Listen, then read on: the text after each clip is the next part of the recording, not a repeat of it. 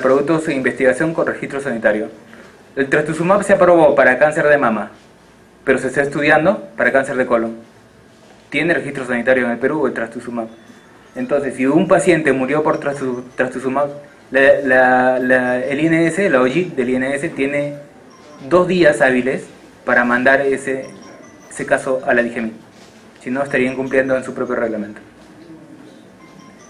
Luego de que se autoriza este ensayo clínico, las dos opiniones afirmativas del INS y de la DIGEMIT, hay una resolución directoral por parte del INS, pero ahí no termina. Esta resolución directoral tiene que volver a la DIGEMIT para que le autoricen la importación. ¿Ok? Pero es más corto, ya no son 30 o 45 días, son 7 días hábiles en los cuales se verifican las buenas prácticas de manufactura, los certificados de buenas prácticas de manufactura, tanto del placebo como del tratamiento activo, como del producto de investigación. Todo eso se verifica rápidamente, es una lista de requisitos que tienen que presentar para que se pueda utilizar la importación con una resolución directoral también. Dentro del reglamento de ensayos clínicos también establecen pues, que hay participaciones conjuntas INS, DIGEMIT en algunas inspecciones. Nosotros vamos a ver no el tema si cumplieron los consentimientos informados o no, porque eso no es un tema que nos compete a nosotros, pero sí vemos con el tema de las buenas prácticas de dispensación, las buenas prácticas de almacenamiento que puedan tener, con respecto a los productos de investigación determinados, con algunas características, hay productos que tienen que ser refrigerados, y ojo que estos productos están en investigación, muchas veces no tienen experiencia de repente de los medicamentos que están comercializados, que donde están toda la estabilidad determinada, si no son son medicamentos piloto, entonces tienen que cumplir específicamente y estrictamente todas las buenas prácticas de almacenamiento. Y aquí viene lo siguiente, según la norma de categorización que van a ver mañana, la norma de categorización establece que los hospitales niveles 3.1, 3.2 y especializados tienen que tener una unidad de dispensación de productos de investigación. Eso dice. Si se hace, si se pone en práctica, pues no lo sé. Yo sé que algunos hospitales de Lima lo tienen, pero no lo tienen muy establecido, ¿no? El tema es que quien es el encargado de controlar este tema todavía está definiendo responsabilidades, ¿no? Si debería ser DIGEMIT, si debería ser la OJIT del INS, pero desde el 2006 ya está establecido que debería haber una unidad de dispensación de productos en investigación. ¿Para qué nos serviría esta unidad de dispensación de productos en investigación? Para asegurar que el medicamento sea el adecuado, para el paciente adecuado, dispensado correctamente, almacenado correctamente, ¿cierto? Nos ha pasado que hay veces que los medicamentos pues los guarda el médico debajo de su escritorio, ¿cierto? Nos ha pasado que la enfermera lo tiene en su bicicooler donde de repente pues, guardó las manzanas o el plátano que trajo para merendar y no cumplen las buenas prácticas de almacenamiento, y para eso sirve la unidad de dispensación de productos de investigación, que debería ponerse en práctica, sí, que es una oportunidad para ustedes también. Es una oportunidad para que puedan trabajar en esas unidades de dispensación de productos de investigación. Pero ojo, que si deseamos trabajar en estas unidades de dispensación de productos de investigación, tenemos que conocer al respecto de qué es un ensayo clínico, qué es la aleatorización, qué es el ciego, quiénes son los pacientes que están con tratamiento activo, quiénes son los que están con control, no sé, todas las consideraciones que podría tener un ensayo clínico tendría que conocerlas para poder trabajar ahí. Todavía estamos determinando quién, en una norma técnica que estamos haciendo, quién va a ser el responsable, si va a ser el director del hospital, si va a tener algún tipo de financiamiento externo. Todavía estamos en esa definición, pero de que sí debería estar establecido según norma, sí, definitivamente sí, está en el reglamento de ensayos clínicos.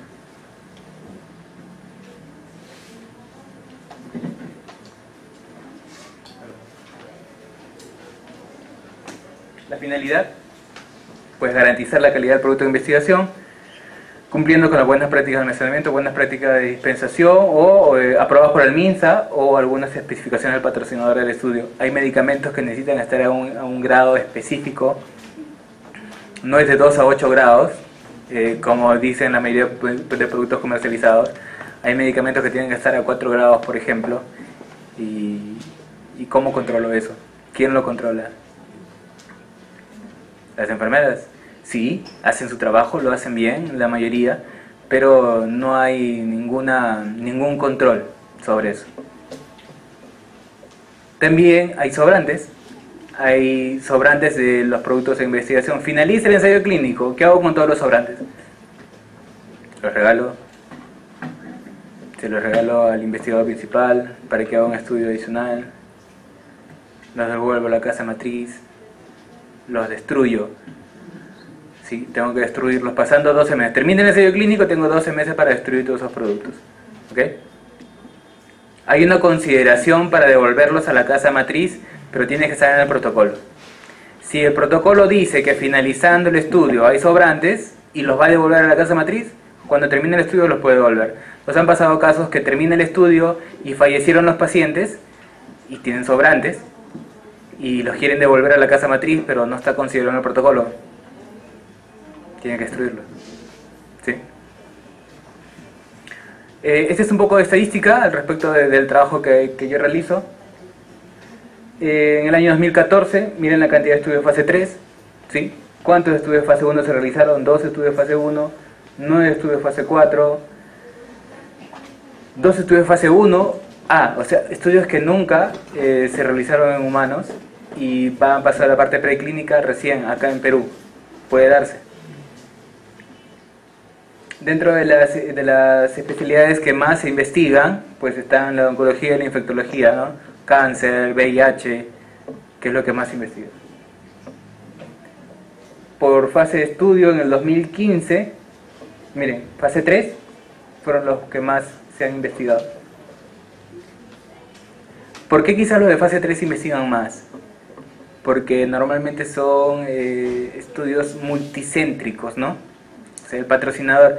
La diferencia entre la DIGEMIT o algunas autoridades de la región, estoy hablando de Chile, Colombia, Ecuador, Bolivia, no sé si Brasil lo estableció y Argentina tampoco lo tiene establecido, pero es que en el Perú vienen a estudiar un producto, pero no por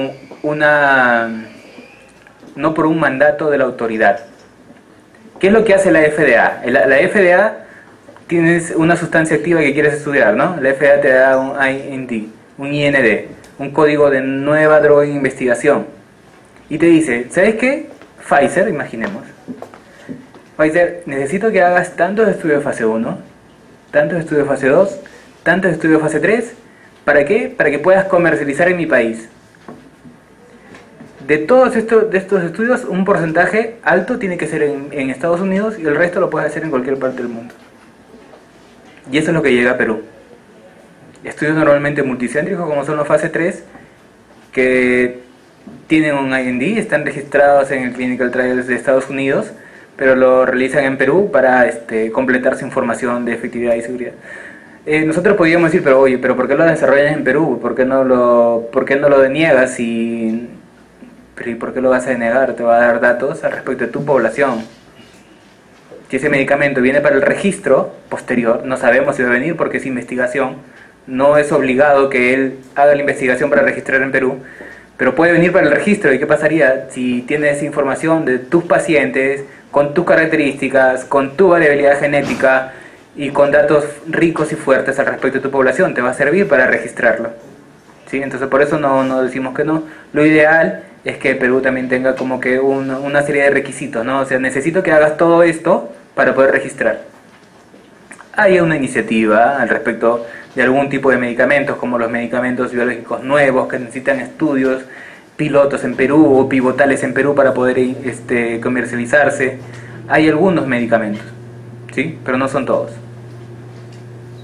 Eso es lo que decía hace un rato. Luego de que se está desarrollando el medicamento, pues hay un reporte anual de seguridad de esta droga de todos los centros de estudio que puede haber, que es el DESUR, Está el PSUR. El PSUR es un reporte de seguridad, pero posterior a la comercialización. ¿Ok? Cuando el medicamento pasa a fase 4, se convierte en PSUR, Periodic Safety Update Report, ¿no? El de acá es DSUR, que contiene la información de seguridad, riesgos encontrados en un determinado periodo de tiempo. Y también hay los planes de gestión de riesgo, que se dan ya cuando el medicamento se comercializa, ¿no? Yo quiero comercializar el producto en Perú, necesito un plan de gestión de riesgo. Ahora hay medicamentos como los biotecnológicos innovadores que necesitan presentar un plan de gestión de riesgo para poder comercializar en Perú. ¿Ok? ¿Qué es lo que tiene un plan de gestión de riesgos? Por ejemplo, si el medicamento es hepatotóxico, necesito saber qué voy a hacer con esa hepatotoxicidad. Si elevo por 5 veces el límite superior de lo normal, ¿qué es lo que voy a hacer? Retirar el medicamento, suspender el medicamento o retirarlo paulatinamente. Si elevo 3 veces, ¿qué es lo que voy a dar? ¿Voy a dar tratamiento de soporte o voy a retirar el medicamento? Todo eso está escrito en el plan de gestión de riesgos.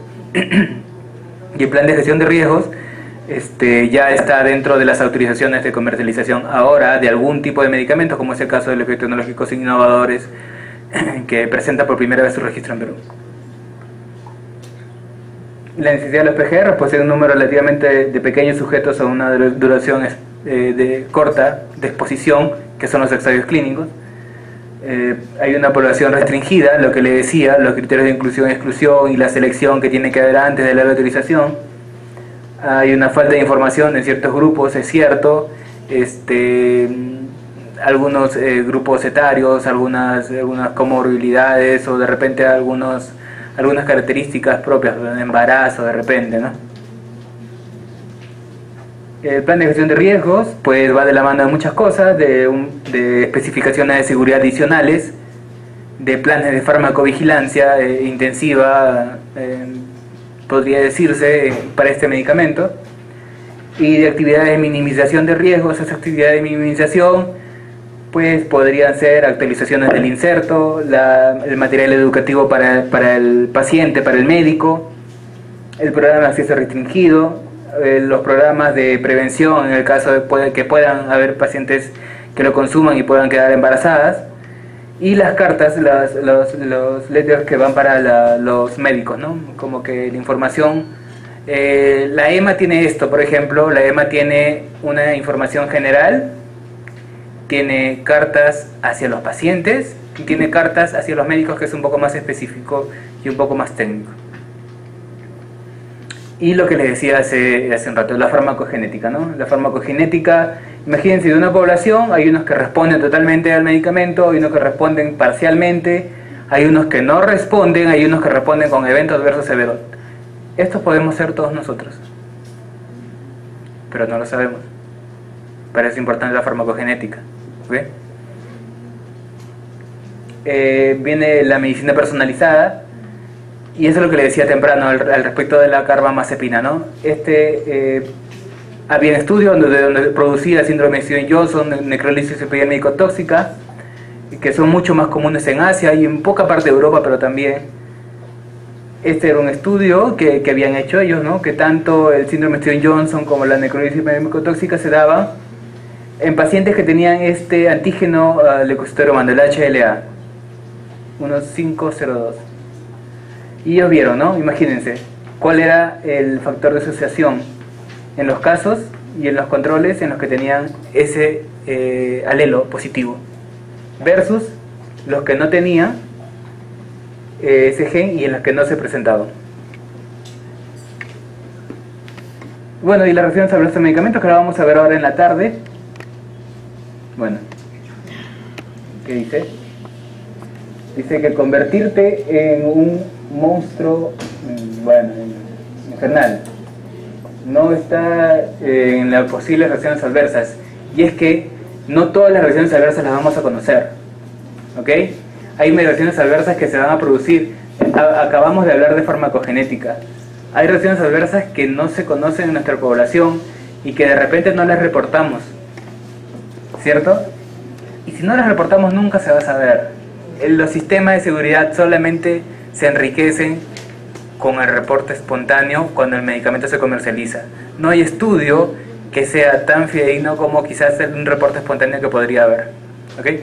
Porque ahora ya se habla de señales, de repente 2 o 3 eventos adversos podrían determinar una señal para un determinado evento adverso con una determinada población de un determinado medicamento. ¿Preguntas?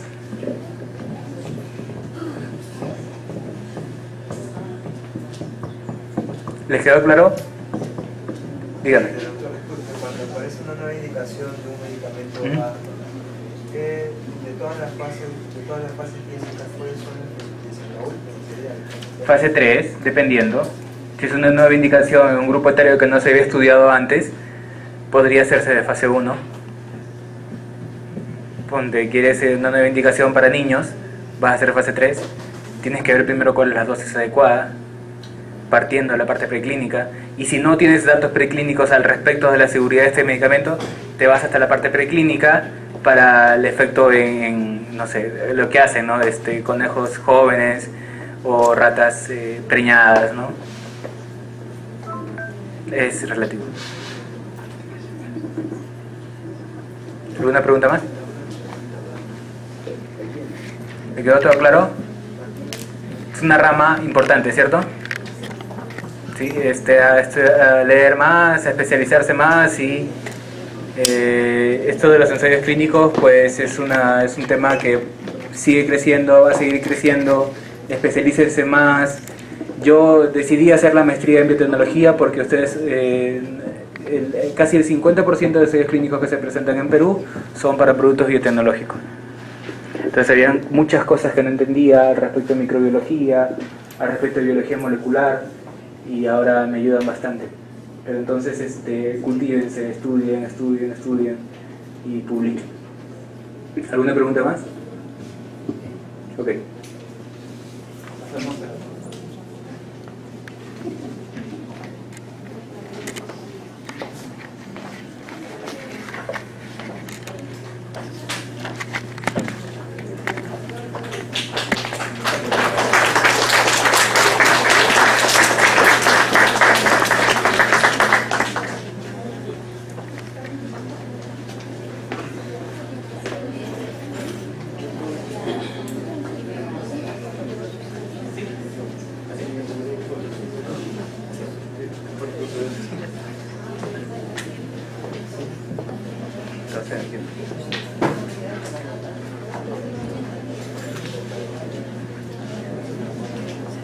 Ya. Tenemos media hora para 45 minutos, ¿no? Ya. Vamos a tratar de avanzar rápido para terminar con las preguntas, ¿ya? Porque son tres presentaciones.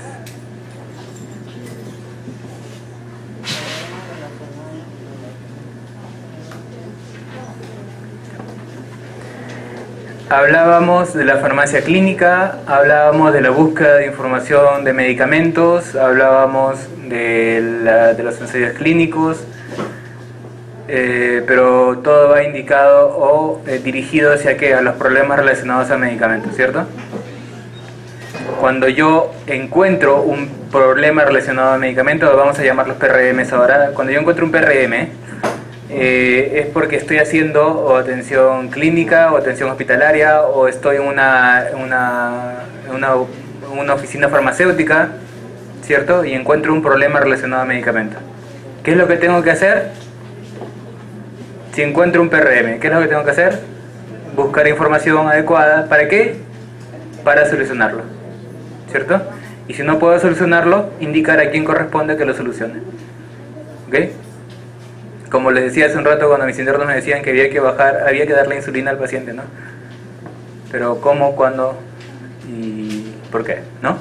Para eso hago búsqueda de información, ya sé cómo hacer búsqueda, ya sé cómo responder y qué responder en el momento adecuado, ¿ya? Hablamos de PRMs. Vamos a centrarnos en el segundo consenso de Granada, que es quizás el más... Bueno, lo que pasa es que con esto de los PRMs el primer consenso, el segundo consenso, el tercer consenso de Granada, o de repente cualquier otra metodología que yo estudie o haya visto, lo que nos va a servir simplemente es categorizarlos, ¿cierto? Y la categorización me va a servir ¿para qué? Para actuar, ¿ya? En mi caso particular, yo siento que el segundo consenso de Granada es el más práctico para poder seleccionarlos y calificarlos, ¿ya? El segundo consenso de Granada divide a los problemas relacionados a medicamentos en 3 grupos. En los problemas relacionados a medicamentos por necesidad, por efectividad o por seguridad. ¿Ok? ¿Cuáles son los objetivos de esta presentación? Pues definir las necesidades farmacoterapéuticas del paciente, precisar el concepto de problemas relacionados a medicamentos, conocer las diferentes clasificaciones, pues vamos a verlos rápidamente, identificar causas de los PRMs. ¿Ok? ¿Qué son los PRMs? Pues son problemas de salud entendidos como resultados negativos derivados de la farmacoterapia producidos por diversas causas, ¿no?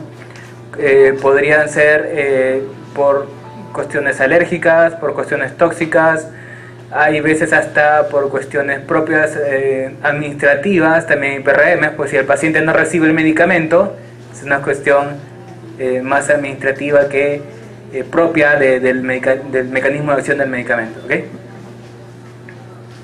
El seguimiento farmacoterapéutico especializado, ¿cuál va a ser? El seguimiento farmacoterapéutico se hace ¿para qué? Para encontrar problemas relacionados a medicamentos y mejorar la calidad de vida del paciente de esa manera. ¿Okay? No es el fin.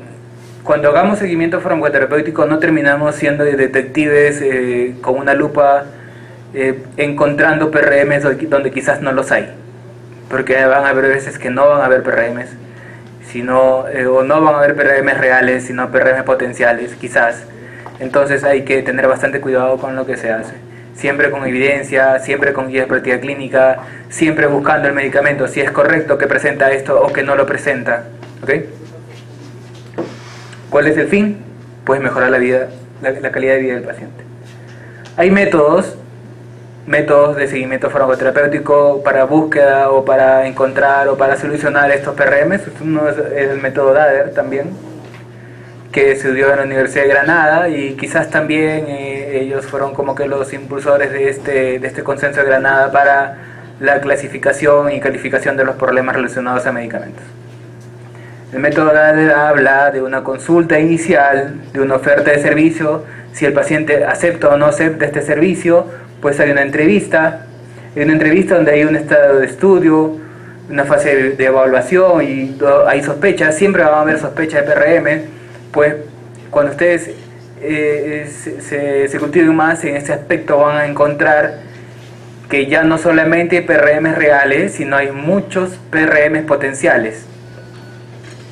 Y actuar sobre un PRM potencial es mucho mejor que actuar sobre un PRM real, porque el PRM real ya presentó el evento adverso, ya presentó el efecto tóxico, ya presentó el efecto subterapéutico, entonces terminamos mejorando mucho más la calidad de vida del paciente, previniendo, ¿cierto?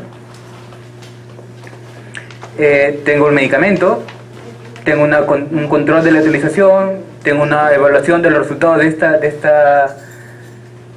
este uso, el cual se va a conglomerar en el seguimiento farmacoterapéutico. Dentro de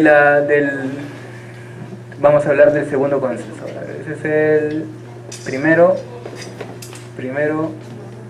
segundo consenso de Granada, ¿ya?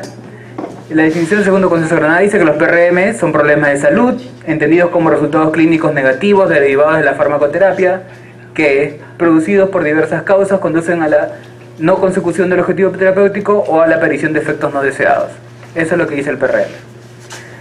Ojo que no solamente habla de eventos adversos. Algunas personas entendemos por PRM solamente cuando se produce el evento adverso. Cuando no se producen los eventos terapéuticos también tenemos problemas relacionados a medicamentos. ¿Ok? Dentro de la clasificación de los PRM hablábamos de necesidad, de efectividad y de seguridad. Miren cómo los clasifican ellos. El PRM1 es si el paciente sufre un problema de salud consecuencia de no recibir la medicación que necesita. O sea, si el paciente va por un Gactopril y no le dan Gactopril, ¿qué PRM tiene? 1, ¿cierto? El PRM2 dice, el paciente sufre de un problema de salud consecuencia de recibir un medicamento que no necesita. Se acabó el captopril y le doy nifedipino, pues. O, no sé, tenía que darle digoxina y le di o cualquier otra medicina que tenía el mismo tamaño. Sí, es que se parecen, ¿no? Si es parecido, no, pues para eso es la buena práctica de dispensación, ¿no? No te puedes equivocar. Imagínense equivocarte de digoxina con Dolnix sublingual. No, me refiero que si no hay captopril le dan otro, pero con el mismo médico poniéndose de acuerdo que no tienen en stock en la farmacia y un hospital. A ver. Y no van a hacer la adquisición de ese medicamento hasta después. ¿Cómo tienen que ver algo? No se queda el medicamento. Si no hay captopril, el médico tendría que conocer que no hay captopril para darle cualquier tipo de IECA, pues, ¿no? Dependiendo.